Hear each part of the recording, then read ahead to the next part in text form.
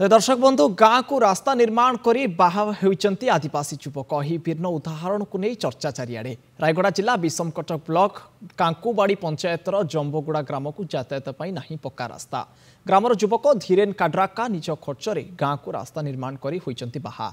नवनिर्मित रास्तार से बाहा हेबाकु जाइतिबा वर्तमान चर्चार विषय पलटिछि। धीरेन को विवाह हेबाकु थिबारु गाँ को संपर्कीय एवं बंधुबांधव जीवा आसिबा करिबारे तांकर असुविधा भोगिबार संभावना थिला। तेबे यही असुविधा दूर लगी धीरेन निज खर्चरे मुख्य सड़क ठारू 3 किलोमीटर रास्ता निर्माण करथिले।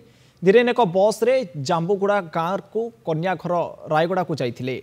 युवक धीरेन काड्राका विषमकटक तहसिल रे कनिष्ठ किराणी रूपे कार्यरत थिबा बेले से अवसरप्राप्त बैंक मैनेजर डम्बरुधर काड्रांक पुत्र अटंती। विषमकटक ब्लॉक ठारू जांबुगुड़ा ग्राम 11 किलोमीटर दूर रही।